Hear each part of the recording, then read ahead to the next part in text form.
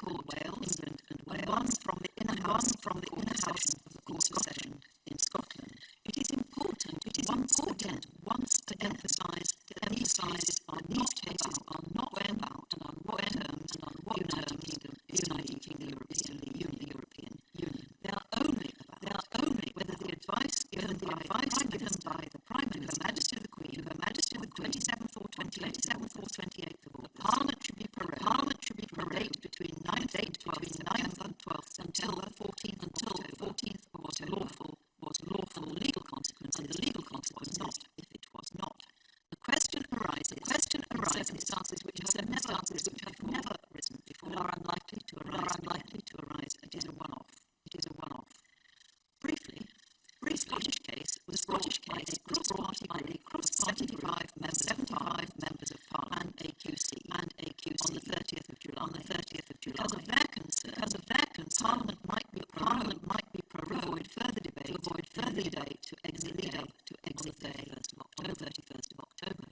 On the 15th of August, Nicky da Costa, Director of Legislative Affairs at Number 10, sent a memorandum to the Prime Minister, copied to civil servants and special advisors, recommending parliamentary private approach the palace with a request for prorogation within September 12th and for a Queen's speech October 14th. The Prime Minister ticked recommendation to that recommendation. On 27th or 28th, in a telephone call, he formally advised Her Majesty Parliament to prorogue between those dates. On 28th August, Jacob Rees-Mogg, leader of the House of Commons, Lord President of the Privy Council, Mr. Mark Harper, Chief Whip, and the Baroness Evans, leader of the House of Lords, attended a meeting of the Privy Council held by the Queen, cast Balmoral Castle. An ordering council was made. Parliament be prorogued between those dates, that the Lord Chancellor prepare and issue a proroguing Parliament accordingly. A cabinet meeting was held by conference call after that, in order to bring the rest of the cabinet up to speed on the decisions that had been taken. That same day, decision was made public. The Prime Minister sent a letter to all members in Parliament explaining it. As soon as the decision was announced, Mrs. Millett began the English challenging its lawfulness.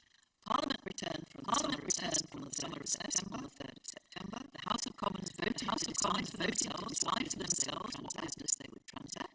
The next day came the European Union Withdrawal Act number 2 passed all its stages in the Commons. It passed all its stages in the 6th of September, and received royal 9th September. The 9th September object of that act is to prevent the United Kingdom leaving the European Union without a withdrawal agreement on the 31st of October. On the 11th of September, the High Court of England delivered judgment dismissing Mrs. Millett on the ground that the issue was not justiciable in a court of law. That same day, the inner house of the Court of Session in Scotland announced its decision that this issue was justiciable. It was motivated by the improper parliamentary scrutiny of the government, that it and any prorogation which followed was unlawful and of no effect. Mrs. Miller's appeal against the English decision, Advocate General's decision, the Scottish was heard by this court from 17th to 19th September. Because of the importance of the case, we convened a panel of 11 justices, the maximum number serving justices who are permitted to sit. This is the unanimous judgment of all 11 justices. the first question is whether the lawfulness of the Prime Minister's advice to Her Majesty is justiciable. This court holds that it is. The courts have exercised a supervisory jurisdiction over the lawfulness of acts of the government for centuries. As long ago as 1611, The court held that, quote, the king, who was then the government, hath no prerogative but that which the law of the land allows him, end quote.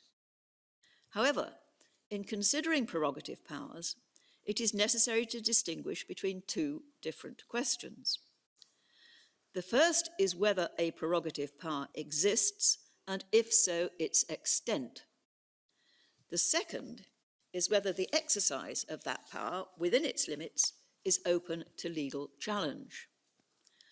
This second question may depend upon what the power is all about. Some powers are not amenable to judicial review, while others are.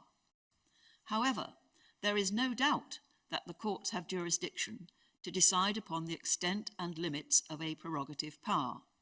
All the parties to this case accept that.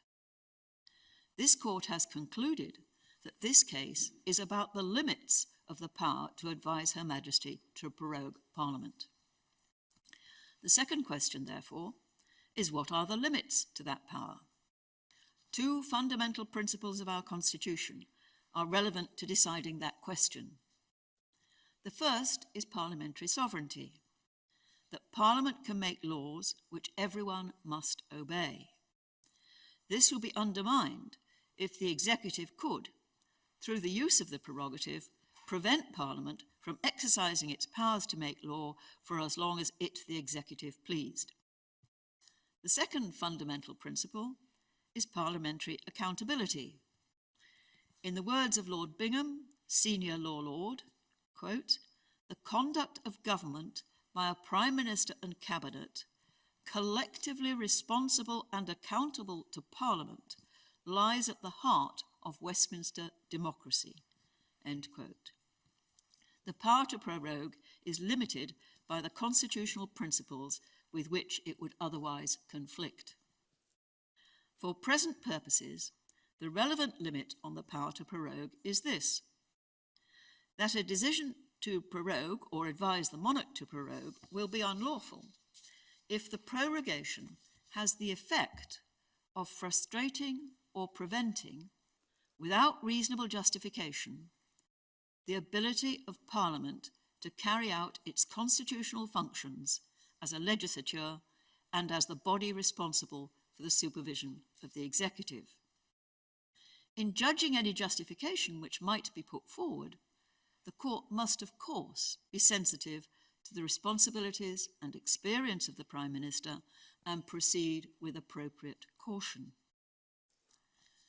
If the prorogation does have that effect, without reasonable justification, there is no need for the court to consider whether the Prime Minister's motive or purpose was unlawful.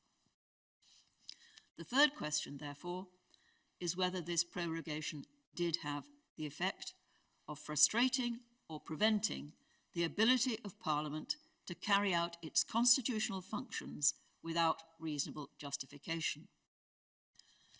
This was not a normal prorogation in the run-up to a Queen's speech.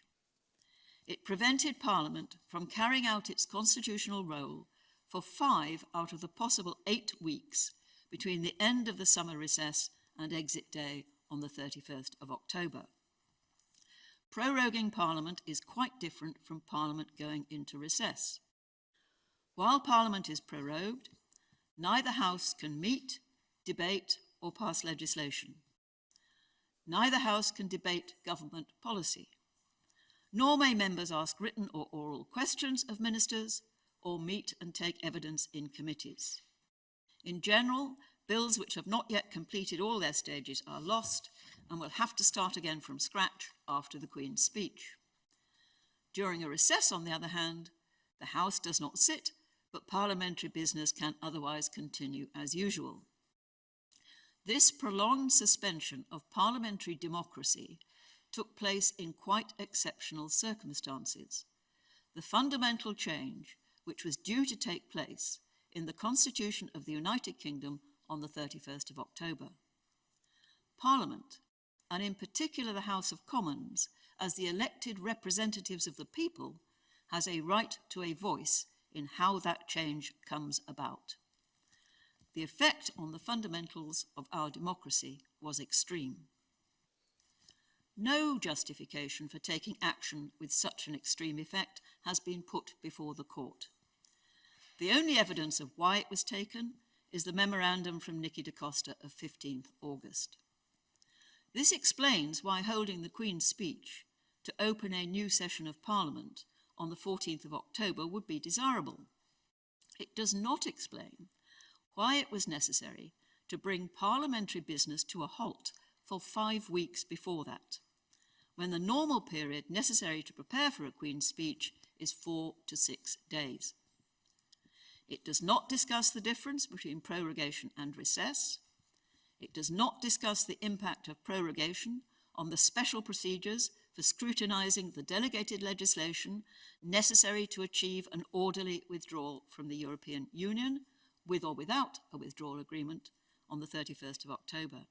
It does not discuss what parliamentary time would be needed to secure parliamentary approval for any new withdrawal agreement as required by Section 13 of the European Union Withdrawal Act 2018. The Court is bound to conclude, therefore, that the decision to advise Her Majesty to prorogue Parliament was unlawful because it had the effect of frustrating or preventing the ability of Parliament to carry out its constitutional functions without reasonable justification.